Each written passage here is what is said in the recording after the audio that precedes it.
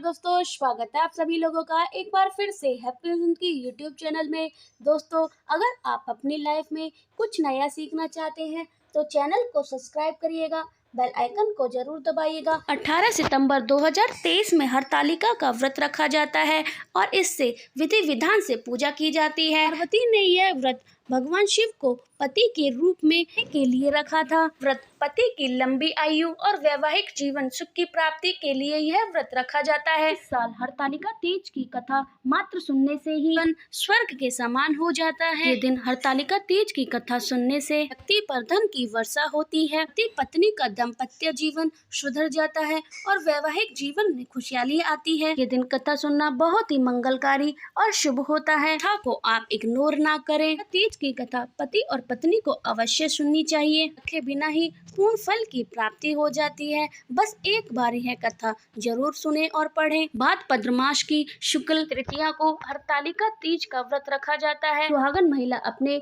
पति की लंबी आयु के लिए यह व्रत रखती हैं। पार्वती ने सबसे पहले यह व्रत भगवान शिव के लिए रखा था। तो आइए सुनते हैं हरतालिका तीज की व्रत कथा। भगवान शिव ने माता पार्वती को विशेष रूप से इस व्रत के बारे में बताया था। पार्वती ने हिमालय में जन्म लिया था। पार्वती बचपन से ही भगवान शिव को वर के रूप में पाना चाहती थी। उनके लिए उन्होंने कठोर तप किया था। सालों तक उन्हें निराहार रहकर कठोर तप किया। यह सब देखकर उनके पिता बहुत ही दुखी थे। तो एक दिन नारद जी ने पिता से आकर कहा कि के कठोर तप से भगवान विष्णु आपकी पुत्री से विवाह करना चाहते हैं। मुनि की बात सुनकर महाराज हिमालय प्रसन्न हुए। भगवान विष्णु के सामने जाकर मुनि जी बोले, हिमालय अपनी पुत्री सती का विवाह आपसे कराना चाहते हैं।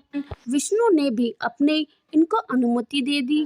पार्वती के पास जाकर नारद जी ने सूचना दी कि आपके पिता ने विवाह भगवान विष्णु के साथ तय कर दिया है। तो यह बात सुनकर माता पार्वती बहुत निराश हुई। उन्होंने अपनी सखी को बताया शिव को पाने के लिए यह व्रत कर रही है। पार्वती की उनके इच्छा के अनुसार उनके महाराज की नजरों से बचाकर उनकी सखियां पार्वती को घने सुनसान में जंगल में स्थित गुफा में छोड़ आई कर उन्होंने भगवान शिव को पति के रूप में पाने के लिए कठोर तप करना शुरू कर दिया। उन्होंने एक रेत से की स्थापना की थी। तो संयोग से हस्त नक्षत्र में भद्र शुक्ल तृतीया के दिन हरतालिका तीज का व्रत रखती हैं। निर्जला व्रत रखते हुए रात के दिन जागरण भी किया। कठोर तप से भगवान शिव प्रसन्न हुए। माता पार्वती की मनोकामना पूर्ण होने का वरदान दिया। माता पार्वती अगले दिन अपनी सखियों के साथ पार्वती ने व्रत का पालन किया। समस्त सामग्री को गंगा में कर दिया था। माता पार्वती के पिता भगवान विष्णु से वचन दिए जाने के बाद छोड़ देने से बहुत व्याकुल थे। पार्वती को ढूंढते हुए वह स्थान तक जा पहुँचे। माता पार्वती थी। इसके बाद पार्वती ने घर छोड़ने का कारण बताया। शिव से विवाह करने का अपना संकल्प भगवान द्वारा शिव मिले बारे में भी बताया। इसके बाद माता पार्वती के पिता हिमालय ने विष्णु से माफी मांगी।